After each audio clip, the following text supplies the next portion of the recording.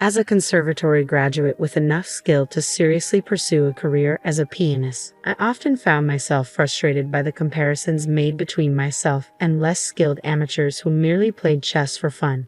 This irritation was compounded when observing the dynamic between my oldest son and his wife. Despite my son's musical talent, his wife often looked down on him, considering herself superior due to her background in music education. Even when his own playing was being mocked, my son chose not to respond, exhibiting a lack of confidence that left him submissive to her demands. It pained me to see my son belittled and dominated mentally, and I couldn't help but wonder why he remained in such a toxic relationship. Despite being a kind and attractive man, he seemed resigned to endure her demeaning behavior. These thoughts weighed heavily on my mind as my husband and I coincidentally encountered my son and his wife at a jazz bar. With the scheduled pianist running late, we volunteered to fill in, unaware of the twist fate had in store. I'm Melissa, 72 years old, happily living with my husband James. With our eldest son Thomas, married, and my husband retired, we relish the freedom to indulge in life's simple pleasures. One such joy is our shared love for music, often enjoying impromptu jazz sessions together.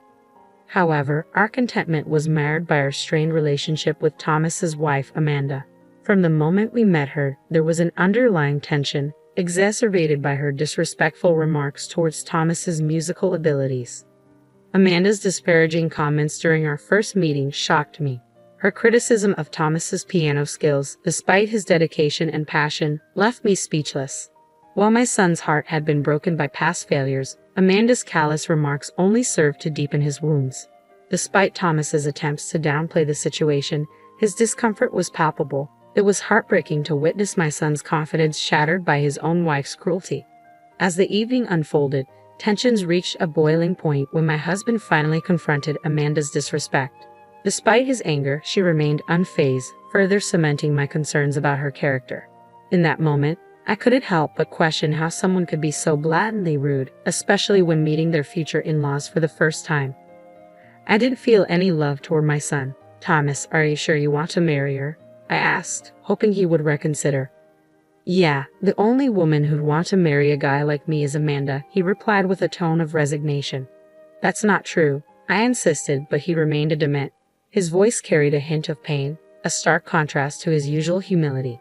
Despite my objections, Thomas went ahead with the marriage. But since then, he seemed trapped under his wife's control. She shunned household chores, claiming they'd harm her hands, leaving everything for Thomas to handle. He sounded miserable whenever he called, but he refused to entertain any notion of separation. I couldn't comprehend his reasoning until one day, while shopping for my husband's birthday gift, we stumbled upon Amanda in the mall, arm in arm with another man. "Is that Amanda?" Thomas muttered, his voice tinged with disbelief. As we confronted her, she showed no remorse, brazenly admitting to her affair. My son's face drained of color as he struggled to process the betrayal. In the midst of the confrontation, Amanda turned her attention to Thomas, belittling him with callous remarks and attempting to manipulate him into staying with her. But despite her attempts to control him, I urged Thomas to break free from her grasp. It pained me to see him subjected to such cruelty. In the end, as Amanda tried to convince him of his dependence on her, I pleaded with him to see his own worth and to not succumb to her manipulations. "Thomas, you should break up with her," I implored, my heart heavy with concern. "Sorry, Mom," he replied, his voice tinged with resignation. "I will break up." "Why?" I asked, perplexed. "You wouldn't understand. You're good at everything. You're a great cook and even on the piano. No matter how much I practice, I could never surpass you," Thomas confessed, his voice heavy with defeat as he hunched his back and looked down. It hit me then, the weight of my unintentional pressure on him. I'm not particularly good at cooking, although it is true that I've been hiding the fact that I was once a professional pianist. I'm not such a great person, and yet my son was comparing himself to me and losing his confidence. Thomas continued, "Your mother didn't even care that you were hurting. I'm the only one on your side. Shall we go home?" "Wait, Thomas, let's talk this out," I urged, but he turned away, led by his wife's hand. I stood there, helpless, realizing the extent of the damage. When I shared the story with my husband, his face flushed with anger. "What are you talking about? It isn't your fault. It's all because of that wife." But I didn't know our son was hurting. If I had cared more about him sooner, he wouldn't have lost his confidence. That's on me too, I lamented, tears streaming down my cheeks. Melissa, we have to talk to Thomas about this. It's not about who's at fault, my husband insisted, trying to console me, but the guilt lingered. Days passed, and my worry for my son only grew. Then, unexpectedly, my husband returned home with news. Guess what? The pianist Mr. Johnson is coming to a local jazz bar. Mr. Johnson, the professional pianist, I exclaimed, excitement flooding my veins. Let's go together. It might be a nice change of pace. With eagerness, we made our reservation. However, on the day of the event, a typhoon struck, halting transportation. Determined, we trudged through the rain, arriving at the venue to find a resilient crowd eagerly awaiting Mr. Johnson's performance, despite the adverse weather. As I scanned the bar, I caught sight of my eldest son and his wife. Hey Mom, you're here too, my son greeted, his gaze shifting away as I approached, taken aback by the unexpected encounter. Oh, you guys are here too, I replied, attempting to diffuse any tension. We like Mr. Johnson's music. I wonder if those who just play as a hobby can truly understand the charm of Mr. Johnson. I had the privilege of being taught by him as a guest instructor during my conservatory days, my daughter-in-law boasted, much to my annoyance.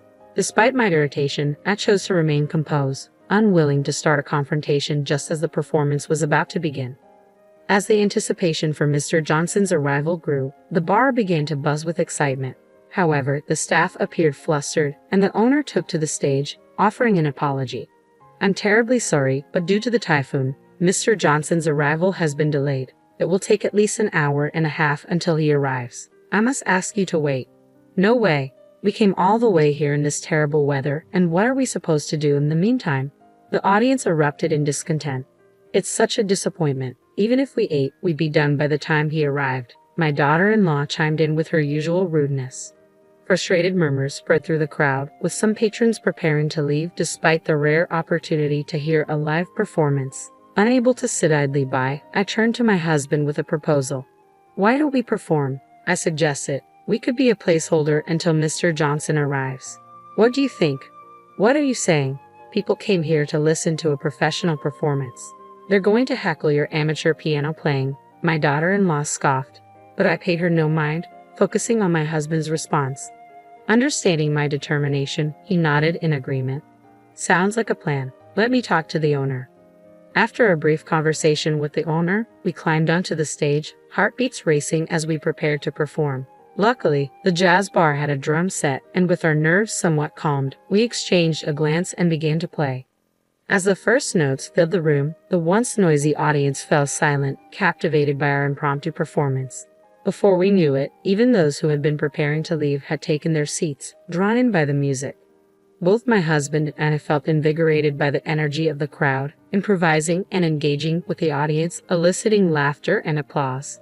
In that moment, as I locked eyes with Thomas, I could see the surprise and enjoyment in his expression, bridging the gap between us with the universal language of music.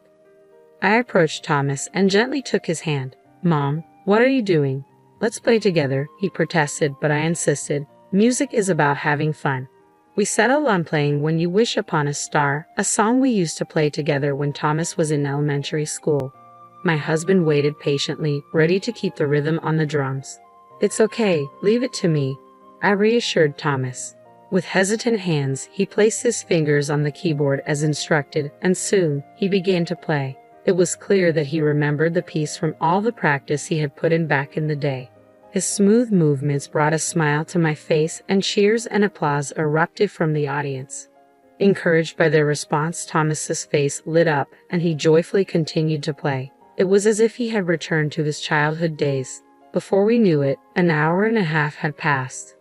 As we finished playing, we were greeted with a loud round of applause. Standing there was Mr. Johnson, the pianist himself.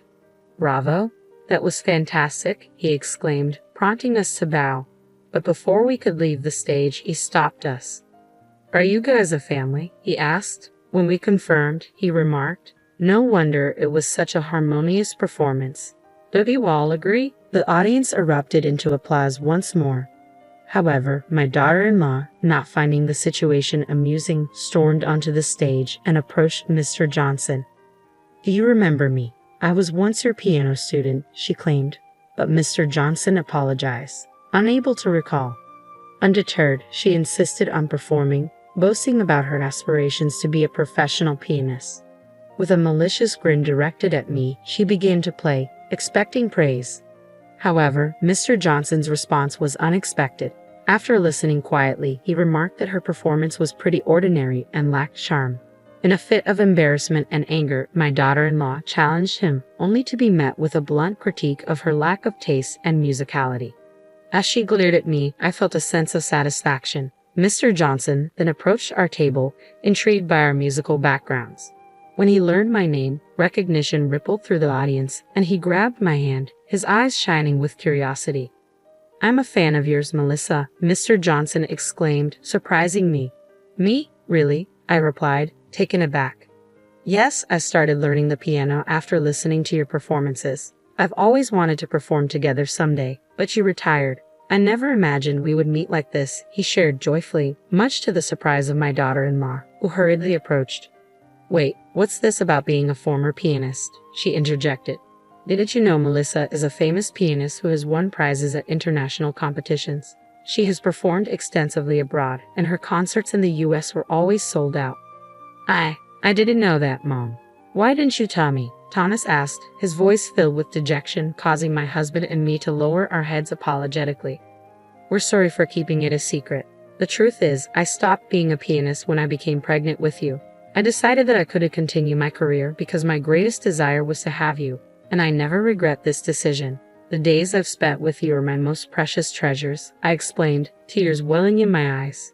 Thomas began to sob. "I've always loved listening to you play the piano because you play with so much joy. I'm glad we could play the piano together today," he said, his voice choked with emotion. "Your son's performance was excellent. His joy was truly infectious, really," Mr. Johnson praised, but Thomas blushed at the compliment. Meanwhile, my daughter-in-law glared at us, her face twisted in anger. "How dare you embarrass me like this, keeping your career as a pianist a secret?" I didn't mean to," I started to explain, but Mr. Johnson stepped in between us. "If anyone is causing embarrassment, it's you. You've been bragging about being the better pianist since the beginning. This isn't a competition. If you want to show off your skills, why don't you join a contest? Don't ruin the atmosphere of this enjoyable jazz bar," he scolded. Upon hearing Mr. Johnson's words, the other customers voiced their agreement, and my daughter-in-law stormed out of the bar in a fit of rage. After that, Mr. Johnson's performance began, and we enjoyed the delicious food and music. As we headed home that day, I walked with my husband and son. "Thomas, I love the way you play the piano. You don't have to be the best in a competition. I love the joy you express when you play. Not just that, there are so many other things about you that I love," I reassured him. "That's right, like your ability to work hard and persevere. You should be more proud of that," my husband chimed in. Although we didn't talk much after that, my son called a few days later to tell us that he was getting a divorce. This news was music to our ears. "I'm done wasting my life on that woman," he declared, seeming to have regained his spirit, which relieved us. We later heard that his ex-wife was struggling with debts and personal troubles, while my son gained confidence and even had plans to go to a concert with a woman who also loves music. I was so happy to see my son's transformation, and the best part was that we started performing together occasionally. I truly wish for my son's happiness.